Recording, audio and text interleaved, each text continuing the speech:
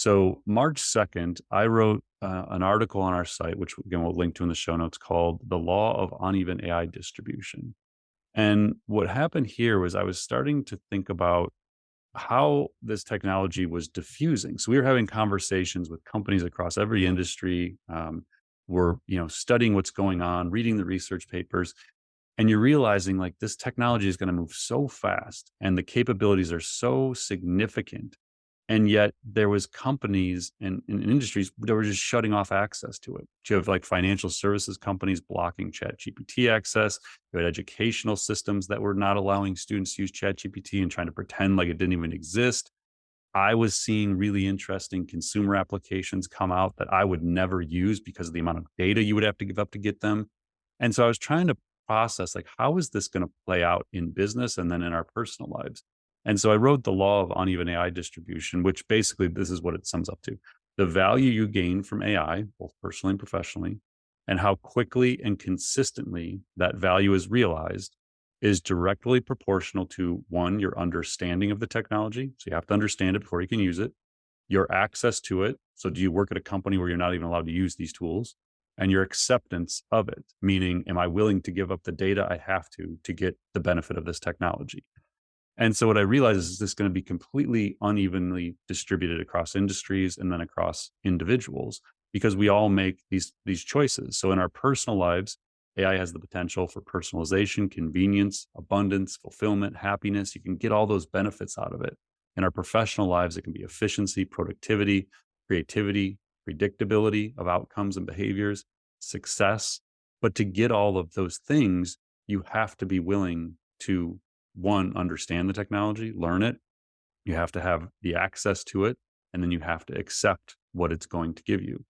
And so this was, again, it was just more of like a thinking out loud moment where I was trying to comprehend this. But I've used this idea when I do a lot of public speaking to explain, depending on the industry I'm talking to, why they may not see the disruption and the impact as quickly as some other industries, because they're just less likely to do it because either they don't have access, or they're not accepting of what they have to give up, or they're not allowed based on legal or privacy or technology reasons. So just again, it's a good read. We have a podcast episode where we talked about this in early March, so you could check that out. So that was number 8, The Law of Uneven AI Distribution. Number 9, on March 6th, HubSpot announces ChatSpot in public alpha.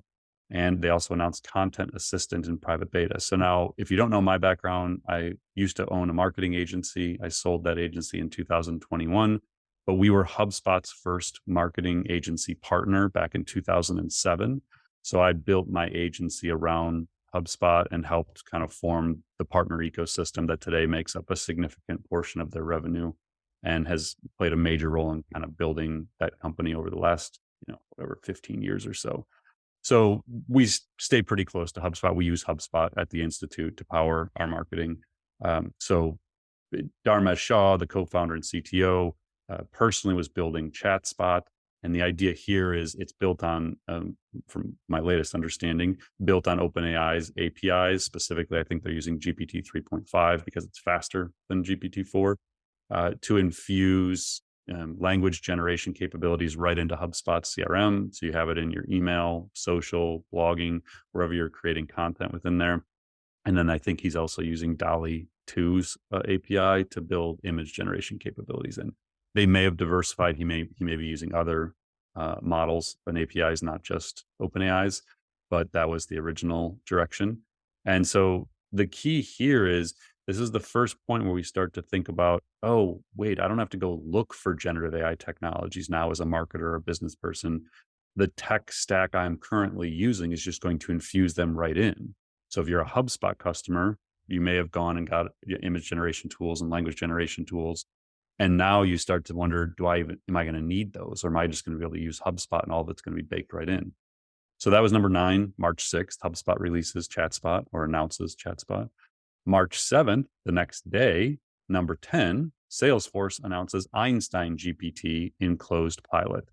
And same deal. Again, if you're a Salesforce customer, you're now going to have Einstein in Slack, in developer, in marketing and sales and service. So anywhere within that platform that you use, your employees are using the technology, in theory, this generative AI capabilities will be right there. Now, as of June 2023, I haven't heard anything about this opening up to all customers. I believe it is still in some form of a closed beta, but maybe you have access and you're testing these technologies. But again, early March, we're starting to see a lot more happening already. So that was number 10. Number 11 was obviously a big one. And actually, let me go. No, I'll stay in order. I don't want to confuse this. So on March 14th, GPT-4 is announced. So OpenAI releases GPT-4. If you've heard me give a talk recently, I tell the story of how March 14th, I was traveling to the West Coast from Cleveland. And in the time I took off from Cleveland to the time I transferred in Denver, the next 3 items I'm going to talk about all happened. So we had GPT-4 is announced, which changed everything. I assume by now most people have experimented with GPT-4. My experience so far is most people have not even scratched the surface of what GPT-4 can do. A lot of people assume it's just basically a writing replacement or just a writing aid. It is an insanely advanced strategy tool. And the plugins we're going to talk about in a little bit, it expanded its capabilities. But for me, I actually don't use GPT-4 as a writing replacement at all. I use it for ideation, for summarization, for strategy, assist in my creative thinking. So it is a very powerful thing, but it is important to keep in mind on March 14th, when GPT-4 came out, it was already almost 7-month-old technology. What that means is, generally speaking, these major AI research labs are about a year ahead of what we're seeing. So there are more advanced versions. So if you use GPT-4 today and you're in shock at what it's capable of doing, it's almost a year-old technology already. Actually, it might already be a year old. What I mean by that is there's a lot more coming that is very difficult to comprehend. But GPT-4 was certainly a milestone moment in the evolution of AI, and certainly this year. Also that day, actually earlier that morning at number 12 on March 14th, we have Google announces Palm, which is one of their language models, was going to be opened up to developers to build on, and that they were going to infuse it into Google Workspace. So if you are a Google Workspace customer using Docs and Sheets and Slides and whatever their meeting thing is called, I think it's just Meeting, Google Meeting, the AI is going to be infused right into it. Now, this is in some form of a beta right now. I know there are people who have access to this. The thing that's interesting to me about this is we said for the last 7 years this was coming. Like, this is one of those ones where people just didn't realize the progression of this AI technology. Like, we wrote about this in our book, that your experience with a lot of these language models was Google Smart Compose. It was finishing sentences for you in Gmail for the last couple of years, probably predicting words in a sequence. You had social media networks where it was recommending replies to posts, text messages, same deal. So we saw the efforts by these AI research labs for the last decade to solve human language. We knew that they weren't stopping at writing sentences and emails. They were trying to get to writing paragraphs and entire documents. So in the book, we talked about this inevitable outcome of they will write papers for you. It just wasn't reality until ChatGPT emerged. So to see Google here again at number 12 announcing this language model, the key here was it was sort of the realization of what appeared for years to us watching to be an inevitable outcome. But this was a complete shift in business strategy for them, a willingness to put these models out into the world, to let other people build on them, to infuse them right into Google Workspace. This is a very important moment for AI and for me to sort of see this decade plus of studying this space to start realizing these things we theorized would happen to start happening. Also that day, again, still on March 14th, and at number 13, we have Anthropic announces Claude, which is their language model. Fast forward, well, actually, back up a second. So Anthropic is a very important company here. They're one of the companies building language foundational models. They were founded in 2021. So this is Wikipedia now. 2021 by former senior members of OpenAI. So they left OpenAI. It was actually siblings, Daniela and Dario. And Dario was actually the vice president of research at OpenAI. From everything I've read and heard, there was a disagreement about the direction OpenAI was going, especially with the relationship with Microsoft and moving from a nonprofit to a for-profit company. And so they left to found Anthropic, which on May 23rd, so fast forward a little later in the year, a couple weeks ago, they announced 450 million in Series C funding. So you can go request access to Claude now. One interesting thing is you can have up to about 75,000 words of context in a prompt. So, if you think about giving GPT-4 a prompt about what you want it to do and the output you want, it's kind of limited in the information you can provide to it. With this language model from Anthropic, you give it our entire book. So our book is the Marketing Artificial Intelligence book is 60,000 words. You could use that as the prompt and start asking questions about the entire book. So we're going to see this with these language models, that context window, the amount of information you can provide within a prompt and a preset is going to continue to expand. It'll eventually be, in theory, millions of words. But they're a major player. So Anthropic is one to keep an eye on. So that was March 14th, with the three big items on March 14th. On March 16th, this was a pretty important one. So this is number 14 on our list. The U.S. Copyright Office releases Generative AI Guidance. In this guidance, we spent an episode talking about this. We've written about this. So I'll kind of be brief here. But the simple thing is you don't own what AI creates. So this has come as a shock. Even when I do talks now, as recently as the beginning of June, when you explain to people that if you use AI to write something, create an image, generate a video, create audio, code, you have no copyright protection for it, and you cannot request copyrights for it.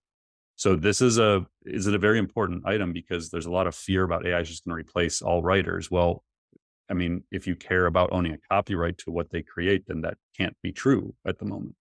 So, and for a lot of other reasons as well, but to stick with the copyright purpose, so the Copyright Office released this guidance. They said a human has to author something and a prompt is not authorship. So straightforward. And they even get into examples of prompting and how it doesn't meet requirements. I will say here, talk to your IP attorneys. If you use outside agencies or freelance writers, make sure that what they are creating for you and providing to you under work for hire agreements, you can actually get a copyright to. And keep an eye on the space because the Copyright Office also announced listening sessions. I do expect this to evolve, but it's probably going to take a long time. So again, very important context. Keep in mind, at the moment, you cannot get a copyright for any language, image, video, audio, code, or anything that AI creates that doesn't have significant human involvement in adapting whatever the AI generates. Number 15 on our list, still only halfway through March. We have March 16th, Microsoft introduces Microsoft 365 Copilot in one of the best product demo videos I've ever seen. So there's about a minute 30 video on this. You go back and watch. We'll include the link to the post in the show notes. I've shown this video now to a number of people when I'm doing presentations. If you show this video to a group of CEOs, you have to pick their jaws up off the floor. Like, once you watch this video, you realize how integral generative AI is going to be into every aspect of knowledge work across all elements, all business functions. So marketing, sales, service, ops, HR, finance, legal, IT, everyone is going to be impacted by these capabilities. And I have yet to meet an organization that is preparing their workforce for this. So Microsoft 365 Copilot is available now in some closed beta. They have some customers that are using this. If it works anywhere close to what they show in the demo video, it will transform knowledge work by the end of the year for people who have access to it. So if you think about Google Workspace, so we talked about HubSpot and Salesforce infusing generative AI right into their platform. Now, if you have Google Workspace and Microsoft 365, by the end of this year, we are talking about almost all knowledge workers having access to generative AI capabilities in every application they're using to do their job each day. There's 132 million full-time jobs in the United States. 100 million of those are knowledge workers, people who think and create for a living. All of them are going to be impacted by this. Nobody is ready for that. So this was where things really started changing for me. Like I just started thinking like this, I don't think we're ready. Well, I know we're not ready as a society, certainly in the business world, certainly in education. So, it was just one product announcement, but definitely one that really made me sit back and think about the bigger near-term impact this is going to have. Then on March 20th, number 16 on our list, more than halfway through now, Runway, which is one of our kind of favorite AI companies we've been following for the last 3 or 4 years. It's runwayml.com. They announced Gen 2 text to video, which they had introduced as a breakthrough in storytelling. Now, this one is available. I actually just tried Gen 2 this week. You can get it. You can go to their website. We'll put the link in. But on June 7th, it was released to web and mobile. And so you can, in the mobile app, create 4-second videos from a simple text prompt. And one of the cool things I saw in there is it'll actually recommend ways to improve your prompt before you hit generate. So I would go experiment with this technology. It's very early. But it's going to rapidly improve both in quality and length. So 4 seconds is just a taste of what it's going to be able to do. So really cool stuff. A very interesting company. They raised 50 million, I believe, in December 2022. And I got to guess they're about to raise a boatload more, or I would think they're a really interesting acquisition target for like a Pixar, Disney, Adobe. Like, I mean, it's just an amazing company. So, and they played a major part in Stable Diffusion, the introduction of that language or that image generation model. So their team played a major role in that Stability AI kind of took credit for, but it actually wasn't Stability AI that built that. So, okay, so that's Runway announces Gen 2, really cool tech. Go test it out. Number 17 on our list, March 21st. We are still in March. Again, it was a wild month. Adobe announces Firefly, their generative AI capabilities. So the interesting thing here is Adobe is actually one of the software companies that has been investing in AI for years. There are a lot of publicly traded and influential SaaS companies that were caught asleep at the wheel, I would say, on November 30th of last year, that I assumed had been doing more with AI than they were. And they have been scrambling ever since to try and figure out their roadmap and their point of view and what they're going to do about it. Adobe had been investing heavily in AI, but amazingly took a little while to figure out the generative AI play. They apparently weren't ready, or they just weren't publicly saying they were ready. But the outward perception is they scrambled to put this together. Firefly is interesting. The trick here is it is supposedly trained on only images that they had approval for, like that they had licenses to train on, which means legally it's probably a safer bet, but it's nowhere near as good as like a Midjourney is. And that's probably because Midjourney trained on a bunch of stuff it wasn't supposed to train on. So it's a better product. It's the challenge of like, what are the legal and ethical lines here about which technologies we use? But again, if you're an Adobe user, Firefly was the first introduction. They then in late May, introduced Generative Fill, which is this really cool technology where you take an image and then just, use a text prompt and fill around it. And it's pretty sweet. There was actually some really cool Twitter threads about that. So Adobe gets in the game on March 21st. March 22nd, number 18 on our list, AI experts release open letter to pause AI development. This came from the Future of Life Institute. I'm not going to spend a ton of time on this. We also had another one a couple weeks ago saying that from the Center for AI Advocacy, is it something? Center for AI something.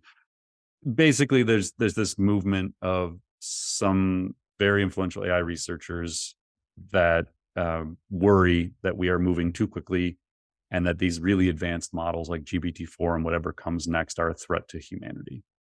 It is, I've talked about this at length on the podcast, which I'm not going to go into great detail here. It's something to be very aware of, that there are a lot of important people who've spent their lives in this space who do think that there is a significant risk of harm and downsides to this in the near term. My general feeling is I'm really happy that there are very smart and accomplished people thinking about this and working to solve it. I think some of the way they're messaging this is distracting from the near-term issues that we face in our election cycles, the disruption to our education systems, the workforce, the things that are very obvious that don't take a leap forward in your assumptions of where AI is going to go. If we just focus on where AI is, it's already going to have major disruptive impact on economy, workforce, education systems, our ability to know what's real and what's fake online, synthetic media, all of that. You don't need any advancement in AI capabilities for those to be very real issues. And my main concern is there's just too much focus in the mainstream media and even within the AI research community on these long-term, threat to humanity kind of stuff. Again, not that it's not doesn't matter and not that it's not a possibility. I just feel like it's disproportionately being spent on stuff that we don't actually know how it would occur versus the stuff that is right in front of our face and we don't seem to be solving fast enough. So number 18 on our list, March 22nd, the Future of Life Institute letter. Yeah, a lot more on that in past episodes, but I'll pause there on my thoughts on that one. Number 19, March 23rd, OpenAI announces ChatGPT plugins. These are things that pop into ChatGPT that expand its capabilities, the ability to take actions, connect to browsers, analyze data. It seems like it's been a slow build. I heard a quote recently from Sam Altman, the co-founder and CEO of OpenAI, saying they don't have product market fit for these plugins yet, that people actually just want ChatGPT capabilities in the platforms they already use, like HubSpot and Salesforce, not to come in there and build a plugins. So it looks like it has the potential to be like an iPhone app ecosystem kind of moment where everybody builds all these apps to be on that platform, but it doesn't sound like that's materializing yet, in large part because a lot of the plugins are useless. And so it's really hard to go in there right now and find ones that are actually like worth your time, or that you're willing to give up the data you have to, again, go with the law of uneven AI distribution. I don't even know who's building some of these plugins. So am I willing to put data in to have it analyze things, to get value out of it, to have no personal information? I don't even know who they are. So I feel like it still has a ton of potential, but it seems like it might be a slower build versus a fast takeoff for the plugin ecosystem. Number 20, March 30th. The date this actually occurs is kind of hard to nail down, but it seems March 30th is around the date. Auto GPT. So you may have heard this term. The basic premise is rather than generative AI agents that just create outputs, these are AI agents that take actions on your behalf. So imagine, going and completing a booking for you, reserving a table at the restaurant, or making a purchase of your grocery list, or sending emails for you, like whatever, this whole premise of action. And we had an episode of the podcast where I talked about my theory of action transformers and why this AI leader, Andrej Karpathy, went from Tesla, left Tesla as the head of AI there, and went back to OpenAI to work on these action transformers. All these research labs are working on the ability to give AI agents action capabilities. So again, rather than doing just outputs, they can go do actions on your behalf. So this is an inevitable outcome of where this goes. Auto GPTs are very, very early, and most instances of them being talked about, it's like, yeah, it works sometimes. So people are building some interesting things, but don't feel like you've missed this boat if you have no idea what I'm talking about with auto GPTs. But the idea of AI agents taking action is a very real near-term component of what is going to happen that will have a significant impact on knowledge work, and it will affect your personal life. So almost fast forward, I think, if you look at a goal of what a lot of people are building, think of it as a true AI personal assistant, in your personal life and then in your business life, where you have almost this like super powered intern that can not only provide information for you, but it can actually go take actions on your behalf, like an assistant or an intern. That's a very real thing that these labs are trying to build. And I do think we'll probably see some more milestones in this space before the end of the year is up. It's hard to kind of predict where they're going to come from and what they're going to look like, but there's no doubt that the ability for AI agents to take action is something that is believed to be possible and is being worked on. March 31st, number 21, Italy bans ChatGPT. They have since, I believe, removed that ban, which is interesting because I'm doing a talk in Italy in the near future. And so I wasn't sure if if ChatGPT was even going to be allowed when I was doing the talk.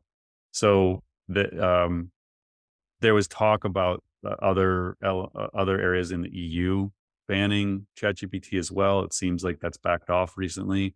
But I will say at the moment, to my knowledge, Google still is not allowing their generative AI tools to be used in the EU. So there's 450 million consumers in the EU that don't have access to Google Bard unless they go through a VPN.